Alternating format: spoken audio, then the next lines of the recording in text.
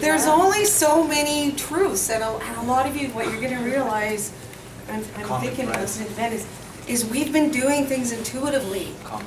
Or when you were 2 years old, you were doing things that were very real and very right, and you were sometimes taught not to.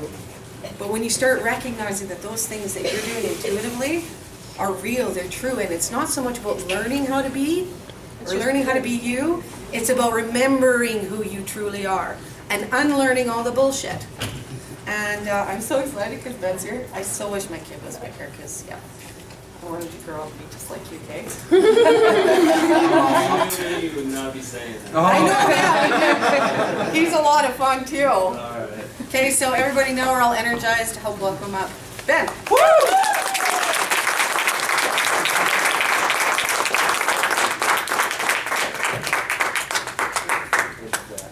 The nature of the talk today is going to be called Irrational Evolution, and I chose that title very, very specifically because a lot of the times we are looking for rational solutions to the problems that we have, or rational ways to work through any obstacle or path in our life. And I noticed that that's one common thread that you will not find, you won't find anybody without, is a path, some type of movement. They feel driven towards something. And obviously a lot of us, we have different drives and different passions, and that's the dynamic, that's we are the ingredients for the recipe that makes up whatever the hell we're experiencing here in the physical. And but there's always a path and a way, and even if you know what Taoism is, Tao is the way. It's not telling you the place that you're supposed to end up. It's not giving you an end. It's giving you the means. It's telling you the essence, something that we all go through, and it's a path, it's a journey, and that's what life truly is. And because of that, there is no solution, because there is really no utopian plateau that we reach and say, okay, well, this is it, this is where I'm going to stay forever. It's irrational in the sense that the reason why I break it down the way you'd find it in a dictionary is because when you ration something, to be able to ration it, you have to measure it. And to be able to measure it, it has to have been manifest already. And all the solutions that we're going to find in our lives, typically, and you showed the slide with Einstein, it takes a different level of intelligence to solve the problems that we created with our own mind. We created them and they became manifest. To supersede those things, it's not rational anymore. The irrational mind, the irrational part of our consciousness, is artistic in nature. It explodes boundaries. It supersedes all boundaries. There's no such thing as anything that is impossible to the heart or to the creative mind. And that's the beauty of it. Whereas the rational mind, it sees limitations because that's how it functions. It knows A and B. And when it has something new come in there, it has to throw it into a category, A or B, or let's create one right in the middle, C. It rations it, it measures it, it gives it somewhere physically, space and time. However, when we are moving, there is never any true measurement that you can put on something that is constantly evolving. There's nothing finite about it. And that's the beauty of the world that we're living in, or the life that we're living, is the fact that we're all trying to communicate with one another and get along with one another and put this infinite amount of things that we're feeling and experiencing into a finite enough way that we can communicate it. We're trying to give it a vessel.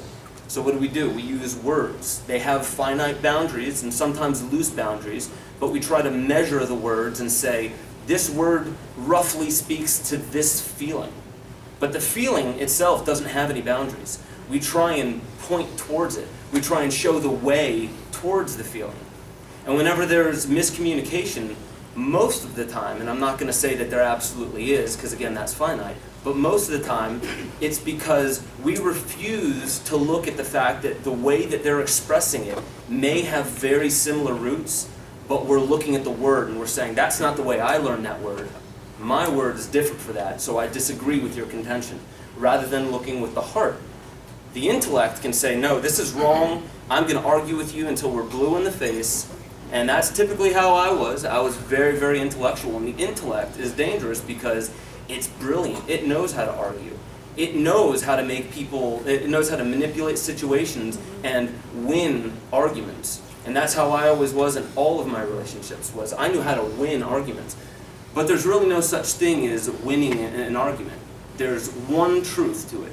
You're either open and receptive with love and compassion towards the person that you're communicating with, or you're not. Or you're shut off and you're saying, I am not going to bend until they come onto my side and recognize what I'm saying. So the reason why I call this the irrational evolution is because this is what we're going through all the time. And actually what I'm going to be speaking about most today is the fact that we're always looking for some way to solve our problems or some way to get through our problems so we can get into that easy, part of the river, part of the flow of life that doesn't have the rapids. It's not rocky, so we could fall back asleep and get comfortable again. And I'm here to say, as many of you probably know, that it's just as beautiful to go through the rapids as it is to be able to fall asleep at certain points. There's a time and place for all of it. However, I'm going to be speaking about two minds today. One is this mind. Rob mentioned this mind, the heart, but I'm actually going to sidestep that and go straight to the gut. And the gut actually has its very own nervous system, and I'll get into that a little bit. But Carol? Mainly, what I'm going to be speaking about towards this section, and then we're going to take a break, and then we're really going to get into the workshop part of this. That's what's so cool about today is I typically always just give presentations, and that's all I'm allotted the time for, is an hour to give a presentation. And today I have the time to give the presentation first, to open up the mind to what we are all going to be getting into after the first break that we get into. And that has to do with working through some of the trauma that all of us store in the gut.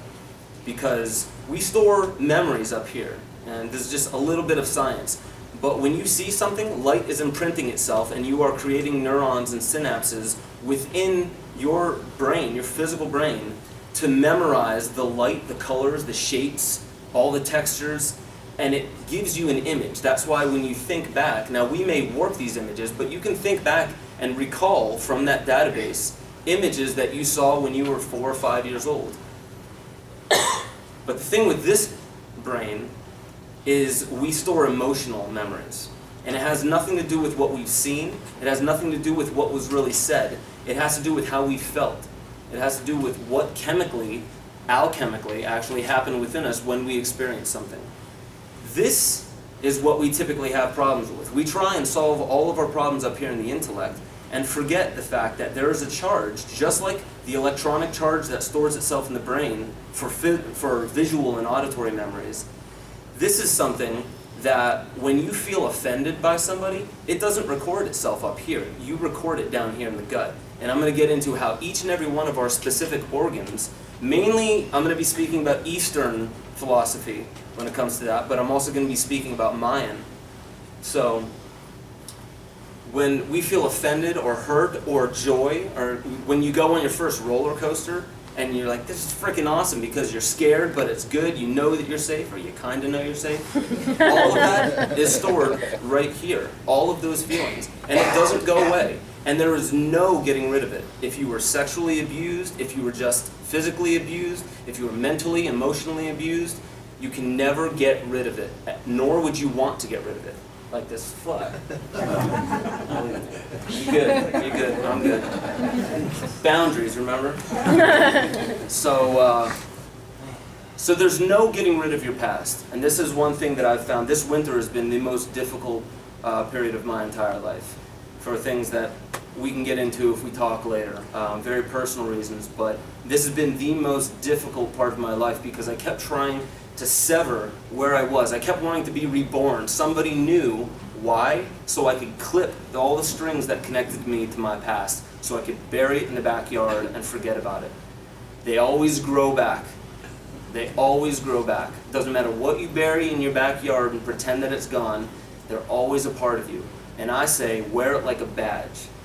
Anything that you've done, anything that's been done to you, recognize that none of it is wrong, none of it is bad, none of it is right. It just is. It happened, it's part of you. Wear it like a badge. Be proud of the fact that you are here, you are alive, and you are on your way. The reason why I'm speaking about art, and this whole talk, the first part of it is about shamanism and art, the link between shamanism and art. Now, for those of you who have seen the films, you may have seen a little bit of the connection, me personally, that I have with shamanism. That is, art and shamanism are the two most prominent parts of my life. That's my passion. What I want to do is show you that there is no difference between art and shamanism. Now, shamanism, go ahead. Shamanism, this is typically the idea that we think of when we think of shamanism. A lot of the times we'll think of Macedonian, or we'll think of African or Native American, whether that be North or South American. And we think of funny headdresses, we think of weird garbs and different masks and things where you can outwardly express something that really doesn't have as much to do with this physical world, but it has the essence of what's going on within that doesn't have a natural way of just showing itself unless we aggrandize it. So, has anyone seen Life of Pi movie? Okay. I don't want to spoil the movie for anybody, but one of the main plots of that is there are multiple things happening in this room right now, and it's just a matter of perception. It's just a matter of how you choose to perceive it. Now, if I wanted to explain how I'm feeling right now because I've had one too many cups of coffee, I could just tell you some of the physical things that are happening inside my heart like it's about to explode. Or I can make up a story about it, and I can anthropomorphize it and show some of the dynamic of it and make it a little bit more interesting. And I believe that's a lot of what art is about taking these things that seem very trivial, like that guy, look at the way he just looked at me, or what that person said. We try and make those things very small. Oh, it's trivial. It only took up a second of my time, and he was 100 yards away, and now it's over. Those are the biggest things that sit there and brew inside of us. So let's not try and make those trivial things small. Everything is trivial, and it's huge. That's typically what makes up our entire life. So shamanism, what the shaman does, the same as the artist, is the shaman steps into a certain type of realm or a world that's this world, but it sees different patterns. This is the beauty of an artist. Scientists, our government, politicians, they're all artists in a certain way. Our political system is an art form. How do you get millions of people to agree to do the same thing? You have to somehow reach into them and find their passion. And find maybe not just their passion, but their drive to survive. And that's typically how most governments work. But an artist does this. Will look at this room and say, I see infinite amount of patterns here. I want to point out that there are many males in this room. So I can find a pattern and count out all the males in this room. That's one pattern. Now I want to do it with the females. Okay? Totally different pattern. Now I want to do it with how many vertical angles I can see in the room. Totally different pattern. Now how many horizontal. Now how much of this color, that color. An artist can pick up patterns and weave a story out of it. That's the beauty of it. Art isn't the thing, okay? If you want to hit the next slide. Art isn't necessarily the thing that you're creating. It's not a sculpture, it's not a painting. That's the symptom or the result of your art. Art is our ability to express ourselves and to be exactly who we are and to be more comfortable with the more we express who we really are, that's when we are actually reaching perfection. There's only one thing you can perfect, and that's being yourself. There's only one thing that you can get close to being perfect, but you will never reach it. And that's trying to be something that you're not. And that's typically the duality that we see with most of us. We struggle, we want to be ourselves, but we want to do it in a way that everybody will accept us and nobody will turn us down. And we have this feeling of, I got it right. Look at all these people who didn't get it right. I did it. Look at that. No, we're all exactly who we are, mistakes, flaws, and all. And this is a guy that recognizes that art, like magic, is the science of manipulating symbols, words, or images to achieve changes in consciousness. This is exactly what Rob was speaking about when it comes to words and word magic. casting spells, okay? The very language about magic seems to be talking as much about writing or art as it is about supernatural events.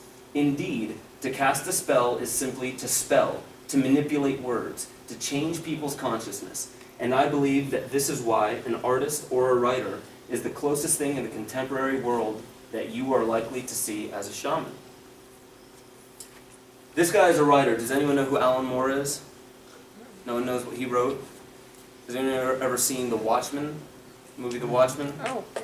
And I believe, I could be getting this wrong, but I believe he was the original one to write the idea for The Matrix. Beautiful writer. Beautiful writer. Go ahead. Now, here's what the shaman used to be. Okay? The shaman used to be all of these things. Used to be the politician, right? Everyone would go there to the leader of the clan or the tribe, to the shaman, and they would ask, how do we bring people together? The same, or how do we inspire people to stay within certain confines so we can get stuff done in our community? Now we have bobbleheads. Yes, sir. Yes, give me that money and I will say yes to whatever.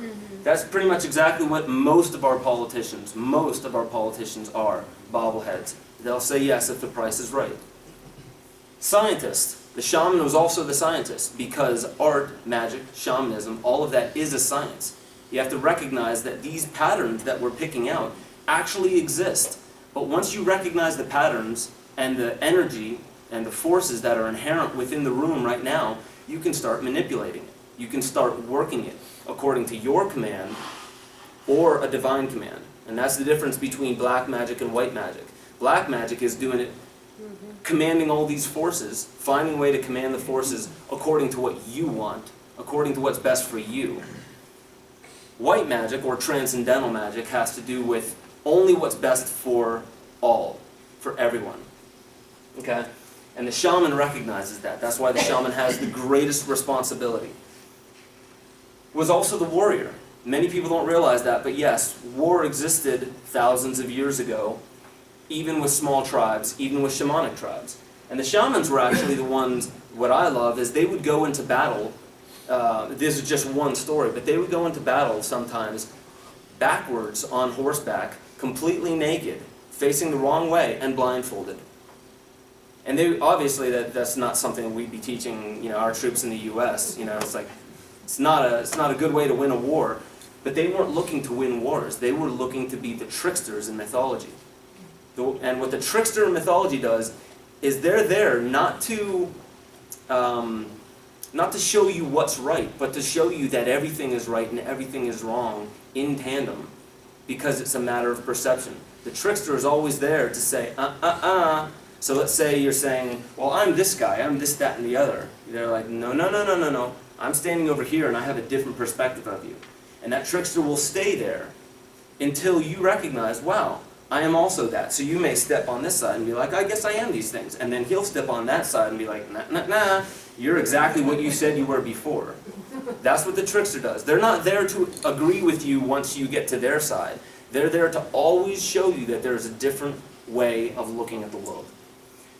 And I'm sorry I couldn't find too many images, cartoon images of women up there. Apparently we live in a patriarchal society.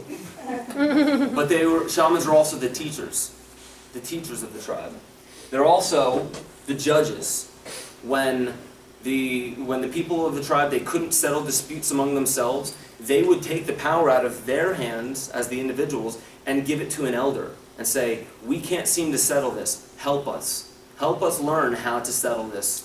And that's what the shaman would do. The shaman was also the doctor. And we know that, witch doctors. They're there for your healing, your health. And I'm getting at a point here. The shaman was also the priest, or the magi, because they recognized supernatural forces. And this is what we think of shamans today. But a shaman today, and many people will say this, if anyone knows the work of Terence McKenna, shamans are artists. Shamans are the ones that recognize patterns that you may not be seeing and say, no, you are not as weak and as frail and as sick as you think you are. You are sick because you think you are. And they will show you there is a different pattern because You are sick, and there is something to learn from it, and that's what it is. All illness is a messenger in some way, shape, or form. This is what the shaman used to be, all of these things at once, because they all come from one common origin. One common origin. The shaman recognized that by recognizing all patterns at once. Maybe hit the space bar. His brand of yoga, called dynamic meditation, is a new age combination of Hinduism and psychotherapies. This exercise, involving rigorous breathing and hyperventilation, is designed to arouse the serpent force called Kundalini, which the gurus believe lies coiled at the base of the spine.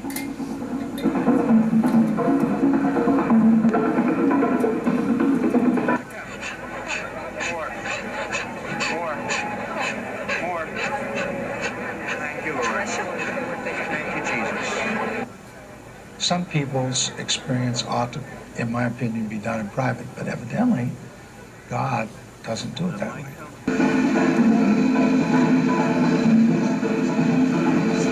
Bob and Sherry Lindauer have been attending the vineyard since it began 17 years ago. And it's just wonderful how they've brought us up, they've trained us on the biblical foundation of laying hands on the sick, praying for the sick.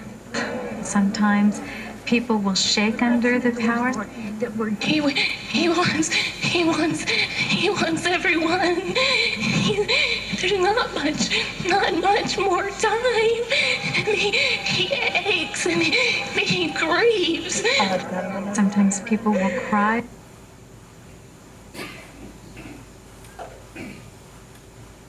Sometimes people will laugh.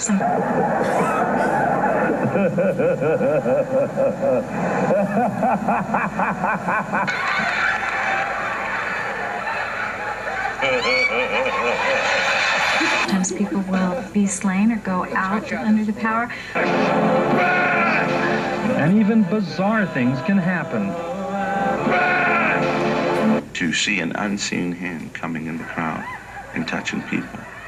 The unseen hand of the Lord is touching people.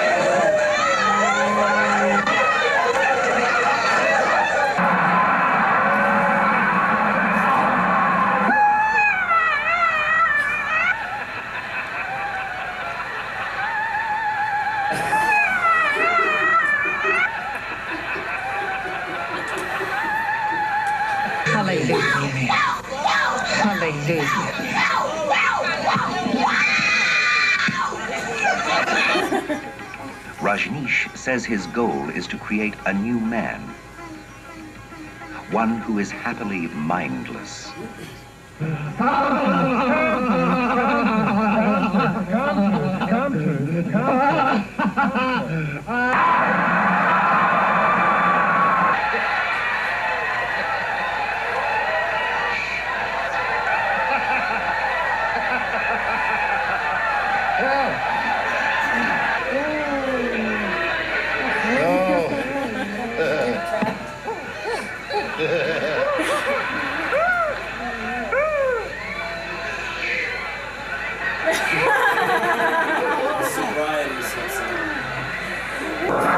The next phase in dynamic is a quiet space.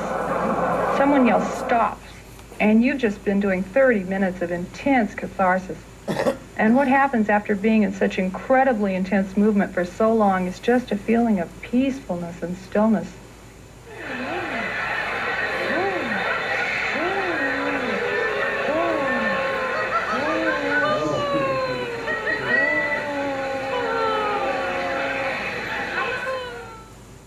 Okay. Now, I didn't want to even preface this video. I didn't want to say what it was going to be or what its intention was, because now there's some dialogue behind it that I don't necessarily agree with. I just wanted to show it without having said anything about it. The first time I saw this video, my first thought was, how creepy. Alright? How creepy is that? Because you see people that are literally out of control. They're out of their mind, I should say. Out of that form of control. And the more I started understanding what shamanism was, as Lorraine said, shamanism a lot of times is just a way to unblock energy within your body, which we're going to be getting into today. There's two very important methods that I'll be getting into today to unblock energy, and this is how we tap into our art and into what magic actually is. But when you see something like that, what are they doing? They're shaking, they're convulsing, like this energy that they can't contain anymore. Like putting too much air into a balloon, and then you let it go and it flies all around the room. Okay? I'll give you one other example, because some people have seen this video and said, that looks demonic. That looks satanic. That looks like they're possessed by something. And I say, yes, they are possessed by something. They are possessed by a force that is within all of us that they have not been given permission to release. Now, I'll give you one example. Children, when they're released out of 5 hours of sitting in a chair and watching somebody, much like this whole setup, on a two-dimensional screen, going blah, blah, blah, 5 + 5 is blah, blah, blah, Christopher Columbus discovered blah, blah, blah, blah, blah. And then after 5 hours of sitting there and trying to figure out a way to intellectually categorize it, then there's recess. And what happens to kids once they get let out of school? Yeah, do they not act like that? All of that energy coming out. Now these kids aren't possessed by the devil. It's simply the fact that most of the time our society sets up a way to educate children that's not really educated. It's indoctrination. Yes. It's like, okay, box, build some type of conduit around what you feel and channel that into these memes. So you may grow up to grind the gears of society for us later on down the line. That's why there is hardly any art in school anymore. There's hardly any self-expression, unless you go to a Waldorf school and they're all about self-expression. It's all about finding the individual and bringing it out, not finding the box and fitting everybody into it, which is the indoctrination of most nations' educational system. Education is to educe, to draw out of. So you take a child, you are not shoving education into that child. Because most of the time that child is far more wise than we are. We've forgotten far more than they have within them right now. So what do? You find what they love and you allow them to explore what they love. That's education. You're drawing the child out of the shell and allowing them to fit into this world while we still have time to fit into this world. And what I see up here is what happens within our society. We give ourselves so many boundaries and facades and masks, and we hide behind these masks, and then when it conflicts with reality, what do? We reinforce it. We strap it down tighter. We put duct tape around it and make sure that it doesn't go anywhere. Instead of saying, okay, maybe I was wrong with that mask. Maybe I can step over here and be this. Because what do when you put an infinite force into a finite box? Eventually it gets bored, and eventually it'll start letting loose. Now, within a society where there is no, how should I say it? There is no outlet that is universally accepted within society. Because usually outlets, whether it be religion, I have no problem with religion. I think it's beautiful. I just don't think it's for everyone. Because sometimes it's art for other people. Sometimes it's exercise. Sometimes it's whatever it may be. I call all of it art because it's a way of expressing that thing within you that wants to come out. That's all art is. It's a valve that you can open up and express who you really are. And art can be anything. There's no limit to it. You can express, like in Hinduism, the many faces of God. You can express that unlimited capacity within us in an infinite amount of ways. That's the beauty of art. However, in a society, much like the one that we have today in our world, if there is no outlet or if we don't allow our children and the generations that are coming up to recognize that it's okay to be you. Okay? You don't have to try and fit our mold. It's okay to be you. You have permission to be exactly who you are. If you do not have that permission, then what you see is what we would call a psychopath or a sociopath. That's when you see massive amounts of crime and people that do not feel any remorse for their crime, or they show that they don't feel any remorse for their crime because they don't even understand the world that they're trying to fit into. And I believe it was in one of your talks where it said there is nothing sane about finding a way to fit into an insane world. There's nothing sane about it. Shaking medicine. This is, again, getting into what Lorene was saying. Now, how many of you could say that you've had a spiritual experience, spiritual awakening of sorts? All right. Beautiful, beautiful feeling. I go all around the world and I ask people the same question. What do you think the number one thing is, activity that people are engaged in when they have a spiritual experience or something that opens them up? What do you think the number one activity is? Dancing. Dancing. And I would say 8 out of 10 people that I ask would say dancing before meditation, before anything else. Now that's not saying that meditation, writing, or taking a walk or horseback riding, that's not saying that's not a path to having a spiritual experience. But there's something specific about shaking. And it typically has to do with when you are too confined.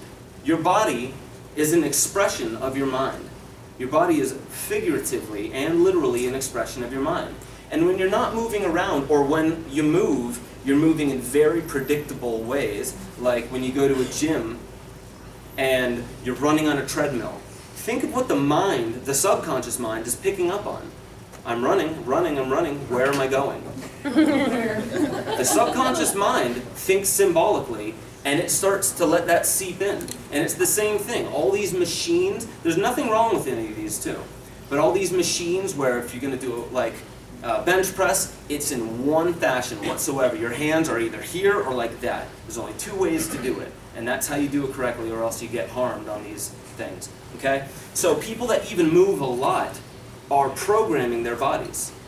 Now, programming, again, just like in martial arts, there's not a problem with that. But the reason why I've gotten into Tai Chi and in martial arts and Qigong is because there's a finite amount of ways that your body can move. Finite.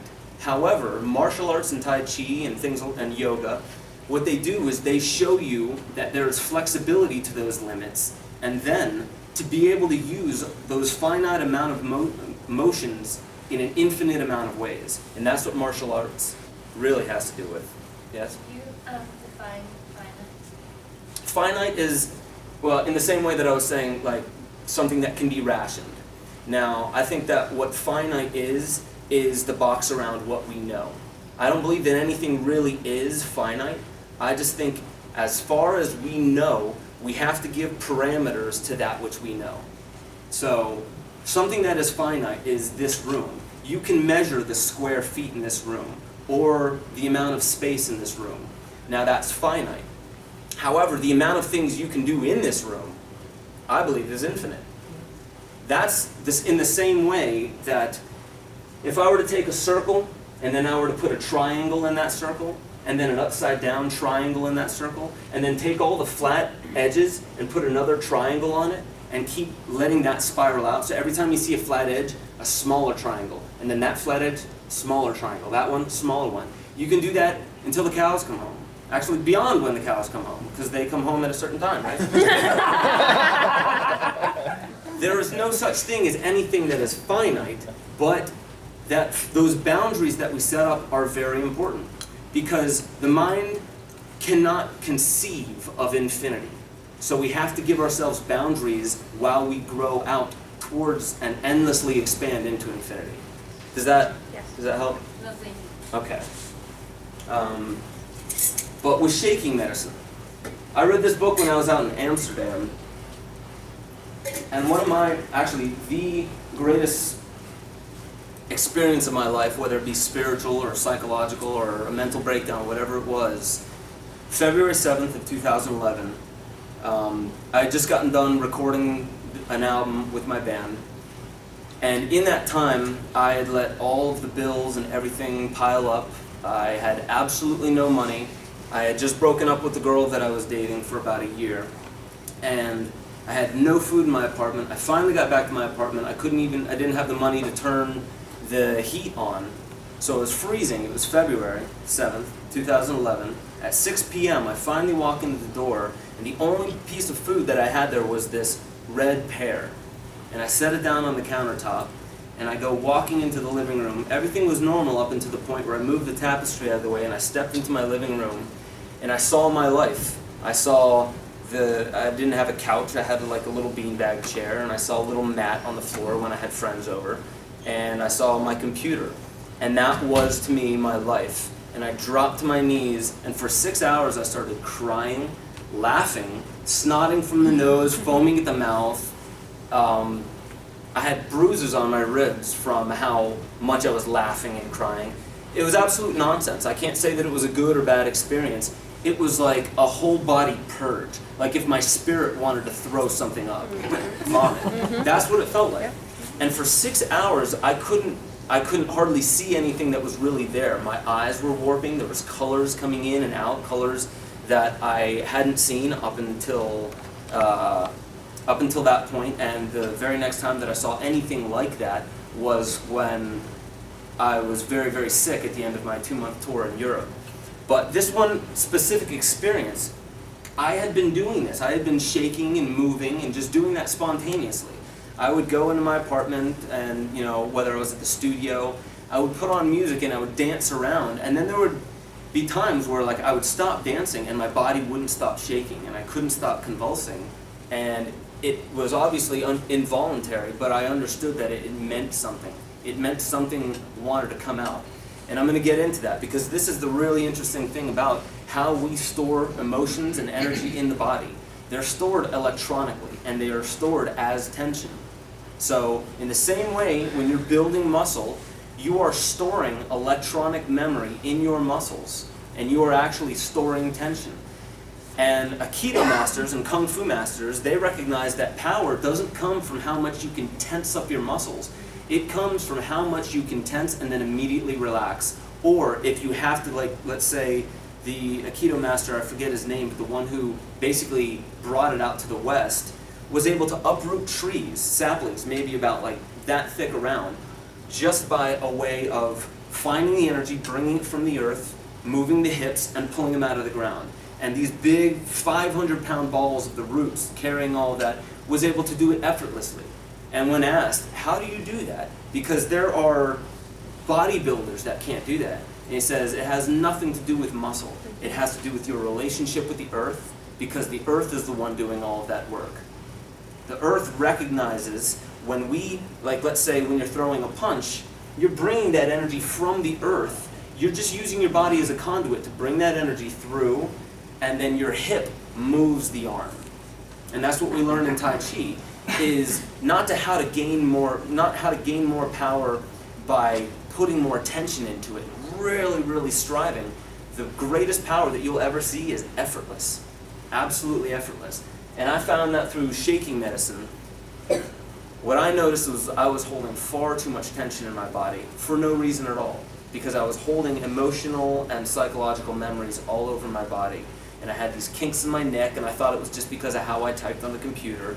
I had this chronic pain, not bad, but this chronic tension in my back, and I thought it was just because I was doing landscaping at the time and maybe working out a little bit too much. I constantly have tension in my hips, where it was screwing up my lower back, and I just kind of poo-pooed that away to my behavior, not recognizing that it was emotional electronics in the body. And go ahead and press the space bar. This is exactly what Lorraine was speaking about. Shamans, the number one thing they do to go from one conscious state to another is tremor, shake. And they get all the energy moving throughout the body. Anywhere that it's damming up or blocking within the body, they shake, they tremor, and what that does is that not only opens up their own energy to be able to come out and create that energy torus around us, but that welcomes in outside energy. And that's how they are able to welcome in, as I was saying when Rob was speaking about setting up boundaries. When you do that, it's very important to also welcome whatever may come. Whatever may come right now, here in this moment. That is my relationship. In a sense, if I'm going to have a relationship with somebody, I don't say exactly how you are right now. If you stay like that, I'll marry you. Right? No. Whatever you are, I want to explore. And I want you to be able to explore who I am. That comes from opening up. And remember, our bodies are physical expressions of our heart, of our whole consciousness, but our heart and our mind. So when you're moving your arms, you're expressing something that you're living, you're feeling it. And I'll get into the hands. These are energy centers that are extremely important. We all have energy. Now I'm just going to get into a little bit of the science of it. Okay, in a car, if you want to send energy from the battery to the radio, what do you have to do? Well, turn the radio on, yes. No, when you're building the car, if you want, in theory, a wire, a conduit, a way for the energy to actually flow. Now, this is where it's very important to recognize boundaries, because what does a hose do? It gives a conduit and it says, no, water, you can't go that way, you can't go that way, this way, that way. It says you can only go this way. Only go this way. And that's good. Why? Because that helps us achieve certain things. And it's the same thing, a lot of people say the government is bad, government is bad. Government is just a game. It's a tool. Now you can use it however you like. What is the energy that pushes governments along? People. Our psychological condition. People do. Okay? And within the body politic, we have energy, and in the East, they call it the Dantian, okay, or the lower Dantian, because there's 3 Dantians. Now here, behind the belly is the lower Dantian. That's where our battery is. That provides all the energy for the rest of our body. And this is right behind our navel. That's where all life spawns. And if you recognize what fascia is, the tissue that covers all of our organs, and it's basically sits just underneath our skin, that spirals out from the belly button throughout our entire body.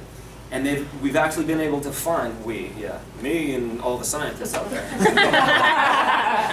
what they've been able to find is that simply by taking the belly button, if you notice, everybody has different shaped belly buttons. And sometimes you'll find indentations that pull to this side or pull to that side, or it's like a belly button like that.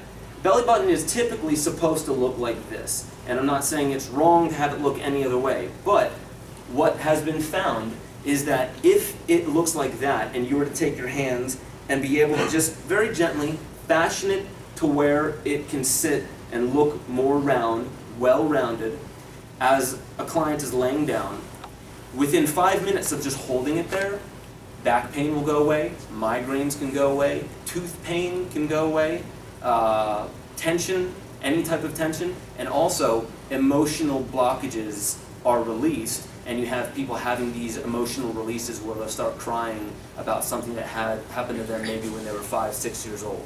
Okay? Just from allowing the fascia to recorrect itself.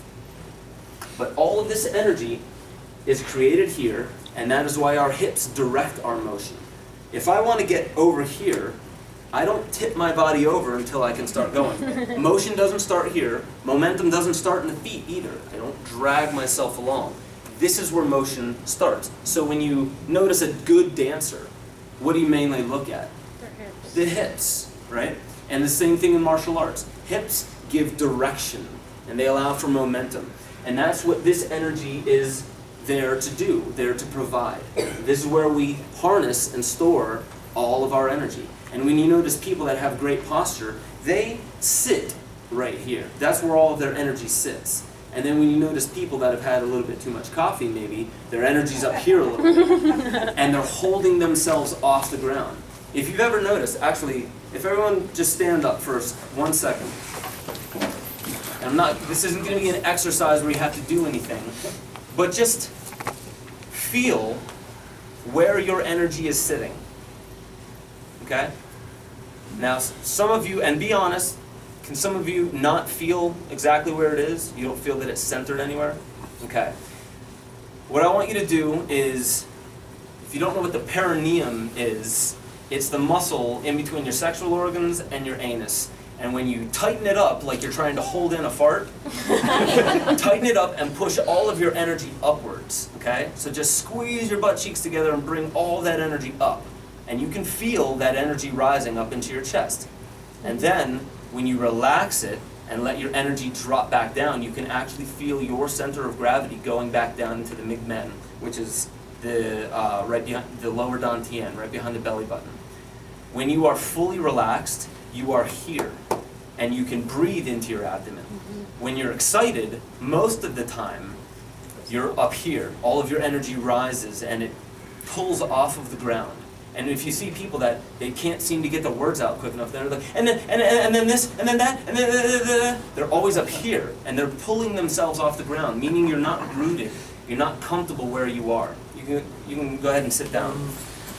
The importance of being comfortable right here, right now, even when you're sitting. Recognize how you're holding tension. A lot of the times when we're slunched over a little bit, that's because our posture's off. But the thing about the earth element, there's 5 elements in the Eastern, rather than just earth, wind, air, and fire, or earth, wind, water, and fire. In the Eastern philosophy, the Taoist philosophy, there's wood energy, then there's water energy, there's fire energy, metal energy, and earth energy. So earth is how you're feeling in the moment. Do you feel comfortable where you are? If you've ever been in a situation where there's like something very embarrassing or confrontational going on, you don't even have to be a part of it, but you feel uncomfortable and you're like, oh man, I really don't want to be here. Like when you're a little kid and your parents are fighting. You're like, oh, I just wish I wasn't in this room, but I don't want to get up and get out and attract attention to myself. Because then they'll be like, what side are you on? How comfortable are you? That's the earth element. And when you are trying to consistently pull your weight off of the ground, that means you're not comfortable right here, right now.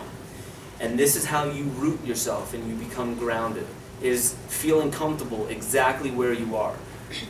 But I'll get into that a little bit more, because there's many really cool techniques that I'll get into to feel comfortable here and now, to be able to move the energy, to recognize the energy, to bring the energy to your hands so you can actually do your work and express yourself. Because this is what the hands are for. We express ourselves. You don't have to be Italian to do it. You express yourselves when you're showing something. You want to bring attention. And it's the same thing within dancing. The hands go and you're bringing attention. And maybe all the momentum is coming from here, but these are the ones that get all the attention. And the same thing in Tai Chi is you watch the hands a lot of times because your chi, your energy, goes exactly where your hands go or where you're looking. Okay? But we have energy. Humans have energy flowing through the body. And I wanted to put this up here for several reasons. Here's the Hara Center. Now that's a little bit more, that's a Hindu term, but that's where you see earth energy comes up and it converges right here. So you bring energy through the earth, that's how you feel comfortable right here and now, and then you're bringing a heavenly force down through the crown, and that also converges right here. Now, a lot of it converges at the heart as well, but this is where it sits until it's directed by the heart. And then we also have the Chukan right there. And that's not necessarily the stomach, that's the pericardium. But the point that I'm getting at is, look at where the nails were thrust into Christ. Into the feet center, the very base of the foot. This is the heart center of the foot, where we draw, the Taoists call it the bubbling well, or the bubbling spring. That's where we draw energy from the earth into our body. In the hands, that's where we express it out to the world. This is where we deliver it and give, okay? And you see a crown on top of the head, accentuating the fact that we receive heavenly force. And then we also, but that's heavenly, this is earthly, and this is also earthly. So we're giving energy to our brothers and sisters. We're receiving it from the earth, and we're sharing it amongst one another. But our creativity comes from not just here, it comes from all around, but our divine inspiration. If you've ever heard of a muse, you just got a random idea, and it was the greatest idea ever.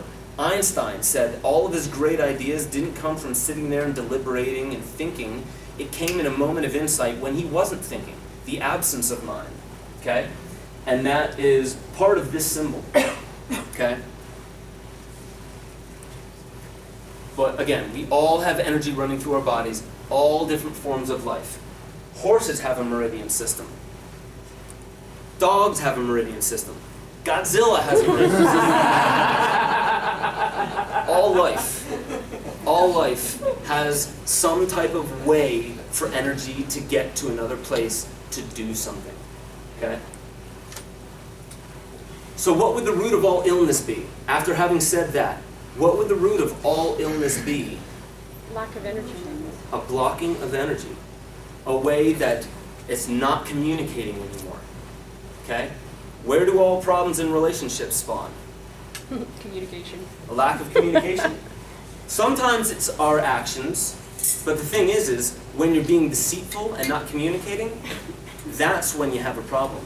However, I've had relationships where somebody does something that I don't agree with, but I get that they did it from their heart, and there's no problem, because they communicated it. Stagnant energy.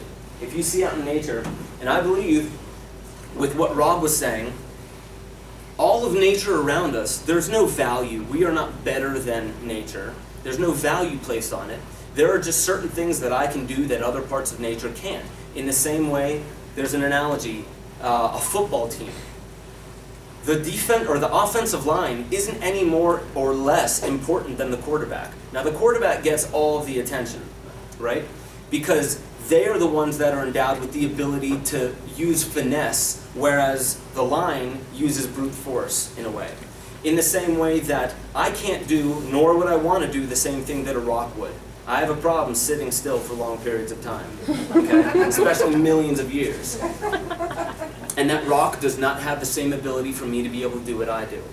We are all here in the same way that if we had a play, everybody is important in the play. There's no value difference. There is just a character difference, okay? Water is a beautiful part of this play. Water is there for many different reasons, but I believe that it also symbolizes something very important. What happens when water becomes stagnant and doesn't move? Dirty algae. It becomes acidic, it breeds fungus, parasites, viruses, bacteria, agents of death. None of it's wrong, but recognize that when energy blocks in your body, you start to get sick.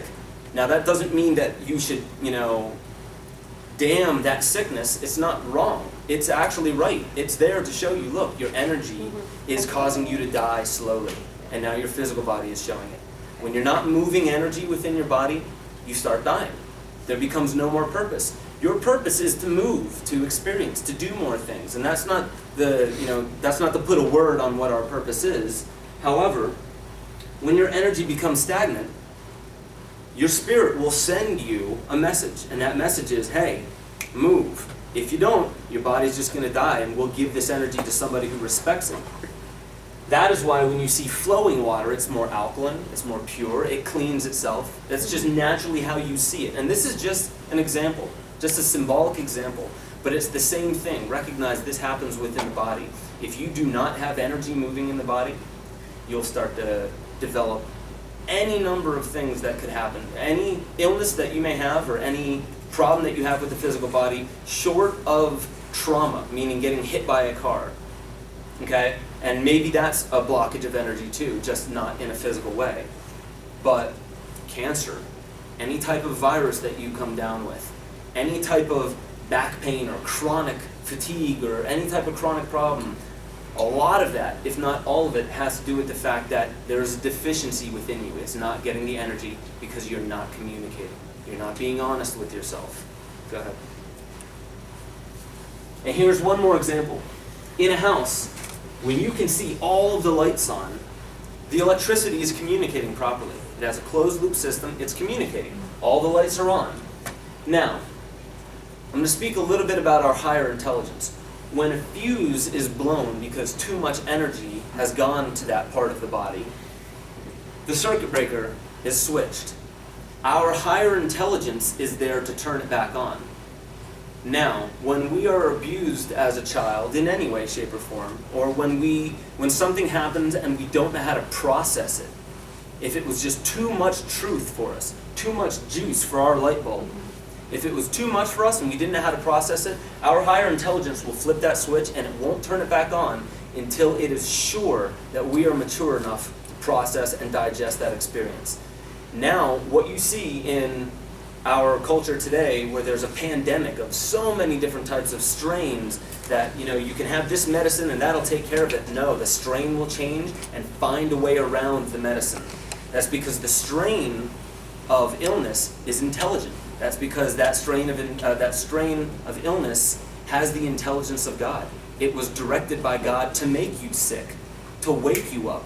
So you can't keep just doing mindlessly what you've been doing. It'll stop you. It'll take away your legs. It'll take away your energy to get up and do anything until you focus on the real problem. Now, when a child falls off a bike at the age of 4 or 5, okay? Let's say what happens physically is they scrape their knee. That's it. But a child who's new to this world and has no idea what's going on, and this is the first time that they've really, let's say he broke his leg, because it's possible for a child to be out on a bike and snap their ankle or break their knee, something very serious, a lot of pain, but the biggest thing that's going to happen here is psychologically and emotionally. Let's say he starts crying, and his brother and sister are on the other side of the house and can't hear him. And then his mom, or his dad's at work, and his mom is in the kitchen with the blender on and can't hear him. And he's looking around and he's crying in the same way that children cry to get attention, to show, listen, I'm going through something that I don't understand. Come show me that it's all right. And nobody comes to this little kid's aid to show them it's all right, it's okay. Yes, it hurts, but pain goes away. I'm always here for you. Love endures, okay? That message would just be inherent in a simple hug. But if nobody comes to this kid's aid, this kid can grow up to be 30 years old and still have that trauma stored inside the gut and not know why. And then let's say this child grows up and will not establish a relationship with anyone, and because he thinks everyone's going to abandon him at his weakest moment. And he can't show his weakness because he's afraid anybody that he has opened up to may leave him and abandon him. Because it doesn't have to be rational. Remember, emotions aren't rational. They are not rational at all. They are exactly what you would imagine to be irrational. Because that's just the philosophy that the child came up with. Everyone's going to abandon me. Now, that's not that it's not true. It's true in that child's mind because he believes it. That's what makes it truth. So to help that child through it, that child has to then go here to the gut, not here. It doesn't matter whether that child at the age of 30, still going through abandonment issues, laying on a psychologist's couch, saying, I don't know, I think it's because I flunked this test, or I think it's because this person broke up with me when I was 21, not realizing that the actual core of the trauma was back here. Now let's say this person never remembers that trauma. It doesn't matter. You don't have to remember it up here, because there is no time in your gut. There's no time in emotions. There's no 5 years ago. If you're feeling it, you're going to feel it until you don't feel it anymore, or until you transmute it. That little child will not grow up until he is able, and his higher intelligence flips that switch back on and says, you are mature enough to deal with this problem, this feeling of abandonment. Go ahead. And that's when it comes to the gut. Now, just a little bit more science with it. This is the myenteric or the enteric nervous system. You have a nervous system in your brain. You have synapses, and that stores psychological or intellectual memory, things that you've seen, things that you've heard. Your gut stores emotional memory, and there's actually a book called The Second Brain by Michael Gershon that gets into this. Your entire stomach has far more to do with hormone regulation, with your serotonin, and with your emotions than anything else. It has its nervous system all of its own, okay? And it stores memory. Now, there are certain memories that are stored in certain places, just like there are certain things that are stored in your brain in certain lobes. So to understand it a little bit better, here are the organs within the body. Now, many of you might know this, and this is, again, more of an Eastern approach, but this is how they work with one another. Not only do they work with one another this way, this creates this, and this creates this, and this creates that, and that's that cycle. But this negates that, and that negates this, and this negates that. So it's, again, the active and the passive. What I'm trying to get at with this is, in your liver, we store anger, frustration, jealousy, envy, things along those lines. It's in the liver. So you'll actually find that within people's behaviors, and also in their facial expressions, in the way they hold their body, they will favor their liver. You'll actually find people that slunch over their liver a little bit more so they can use all the other muscles to overcompensate so no energy gets to this spot of the body. And that's what happens. If you have a problem with anger, frustration, jealousy, you'll find that you are atrophying and you have a deficiency of energy in your liver. And it's the same thing with the kidneys, the ears, and the bladder. Now, this is your higher intelligence that is allowing you to drink to destroy your liver, because your body can regenerate itself at any time. But when you're drinking, you're not taking care of the liver, you're further toxifying it so it won't heal itself. That's exactly what we do within ourselves, is when we get too close to a truth we don't want to see, we'll put up a wall around us. And in this case, when we're getting too close to the core of our anger, and we don't, and our higher intelligence is, no, not mature enough to take on this right now, you'll start drinking, okay? And it's the same thing, the kidneys, the ears, and the bladder has to do with fear. You hold fear in your kidneys, back here, okay? Your lungs, your skin, and your large intestine, that holds negative emotions like sadness and depression. You hold grief in the lungs and in large intestines. And your large intestines, you bring in the life force energy with your lungs, and you give everything back with your large intestines and your colon. The spleen, the stomach, and the pancreas, that's earth energy. That's feeling connected and okay right here, right now. And that holds worry, anxiety, and mistrust. And mind you, I'm only giving you the what you would call the negative side, or the side that we are trying to overcome. And within the heart, negative emotions such as hate, cruelty, and impatience. This is just a reference guide, okay? This isn't dogma. But this is just to show you that each of our organs, they have more to do than just a physical function to keep the body going. Because we know that we're not here just to grow up and die. We're not on this planet just to grow bigger, older, wrinklier, and die. That's not the point. There is an essence to it, a way, something that's irrational, something that scientists probably won't, unless the scientist embraces the irrational, will not be able to recognize. There is an energy within that we need to recognize within all of our organs, and they represent a certain type of emotion that we're dealing with. But there is one energy, and we're coming up on the break. There is one energy that we consistently forget about. It's not the physical energy. You know, we can bounce around and get some of that energy moving, and we'll get into some of these methods. But the deeper energy has to do with this card, the Hanged Man, hanging upside down, again, with the nails and the feet. Okay?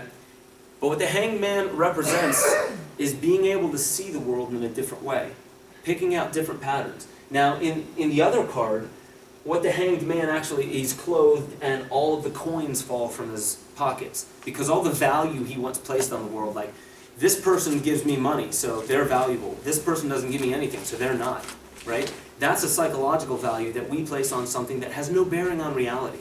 So the Hanged Man recognizes that, as Rob also said, we don't always get what we want. But if you try sometimes, you just might find you'll get what you need, right? Unblock this energy. Unblock this energy. And the sexual or the cosmic energy that comes through the gut, okay? When you unblock that and you use them in tandem, you're not thinking, I want to have sex, and I want to eat, and I want this guy to shut up, okay?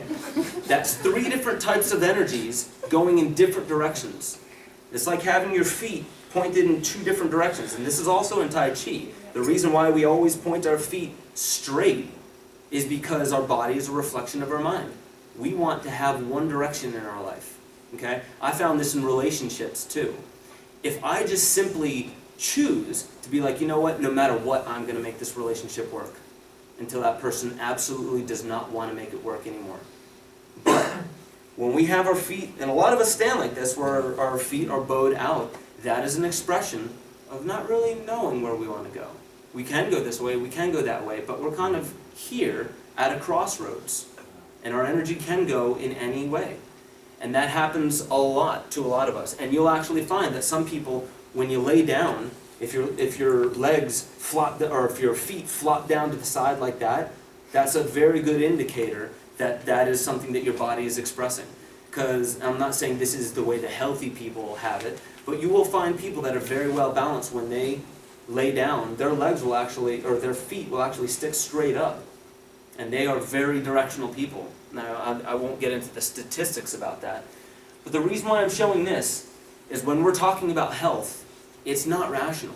Now, health is not just the absence of illness or sickness. That's not what health is. Because one of the greatest lessons of my life was getting sick at the end of last year. It was the greatest lesson of my life. And because of that, I decided to dedicate myself to other people. And all the methods that I'm going to be getting into have to do with practical ways to bring people back into better health and to have people understand that a lot of what I used to talk of was very about the essence of things and about like, symbolically, think of it this way. If you think of life this way, then maybe your life will start heading down a better course. No, it has to be practical. A lot of people don't like the flowery, up here type of language. They want it rooted, they want it grounded in the earth. And that's what we're going to get to after the break, is practical ways to get the energy going, practical ways to detox, and you do not need money for any of this. Okay? Next slide. Okay. If you want energy, and I'm just going to go through these pretty quickly, this is not the way to go. Right? I'm learning that lesson right now with all the coffee that I've been drinking. There is a way to get energy that is free. You don't have to pay anybody, and it doesn't need to advertise itself to you. Okay? It doesn't need to say, hey, look at me, flashy colors, big, cool names.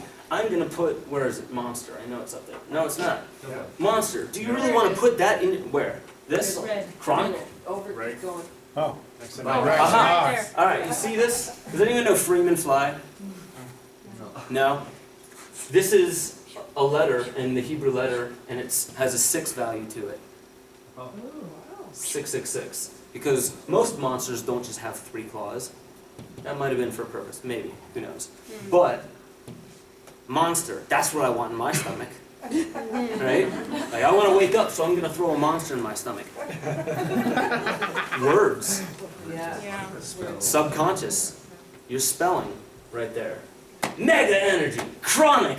Chronic problems, right? This is what we throw into our bodies, and they need to advertise. They need to be very flashy. Hey, look at me, look at me. Put me inside your body, and I'll give you all the energy you want, right? I'll give you a real quick method on how to gain real energy that will sustain you.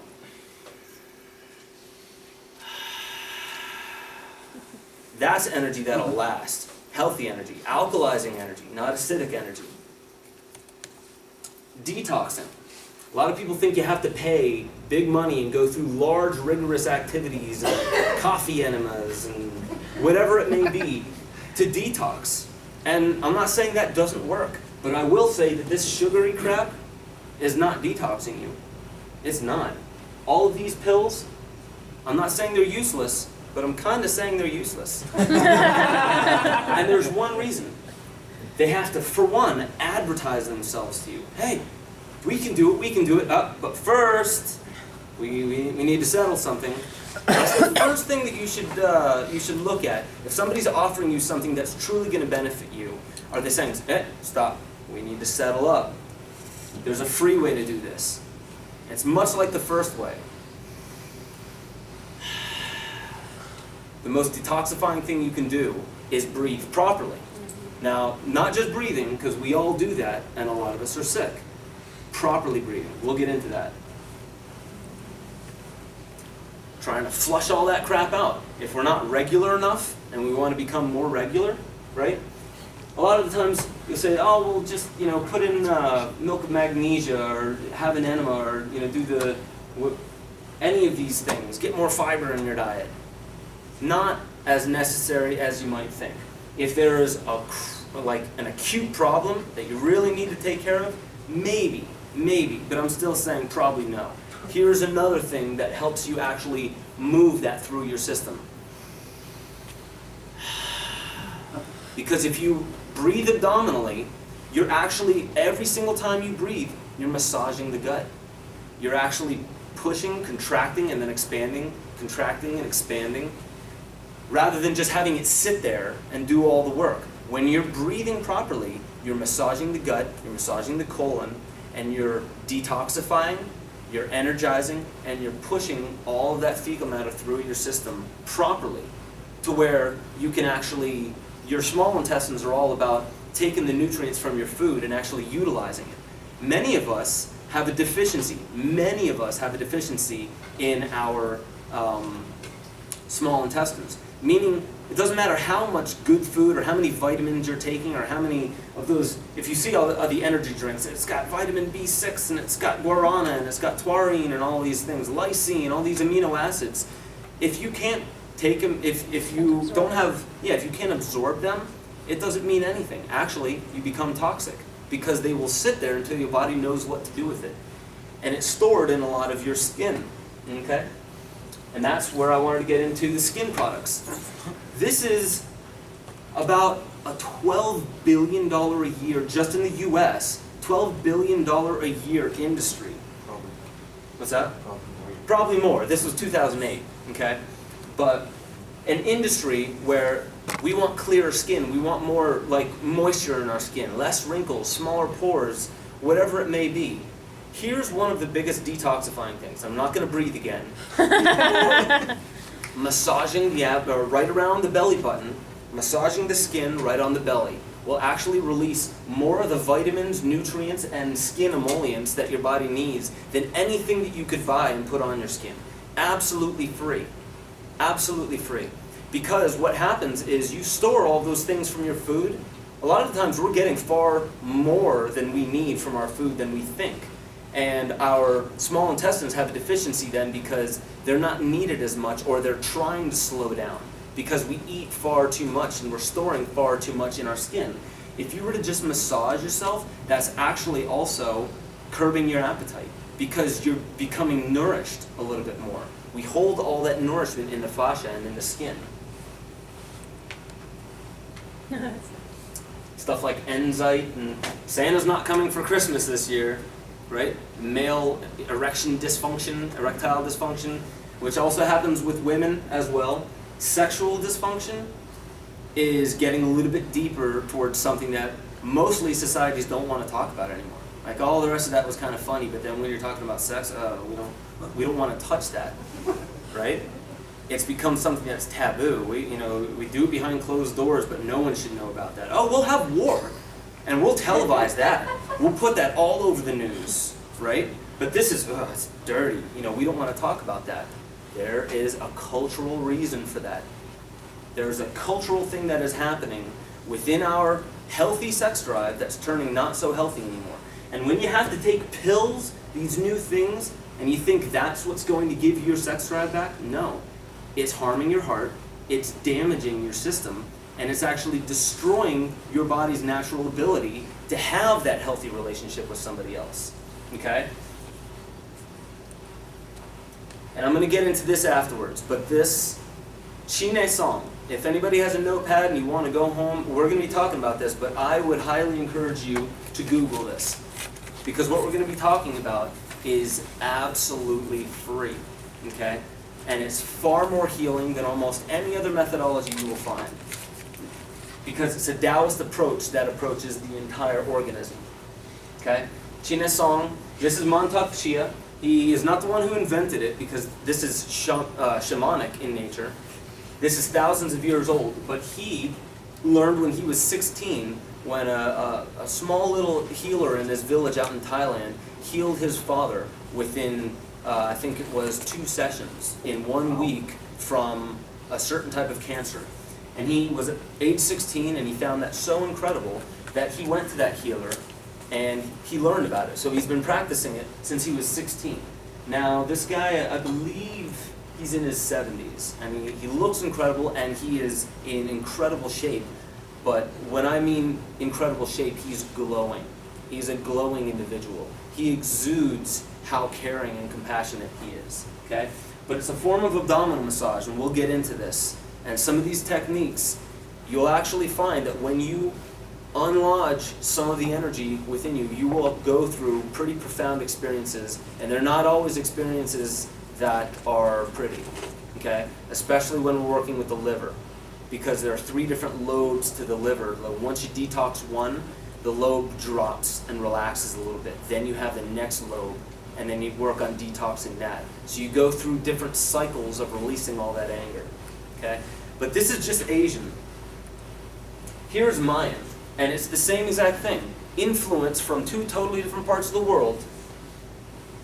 Don Elijah Panti, he lived to be 103 years old, and he taught his method to only one person, Dr. Rosita Arvigo. And that is why this is called the Arvigo method. But it is identical to Chine Song.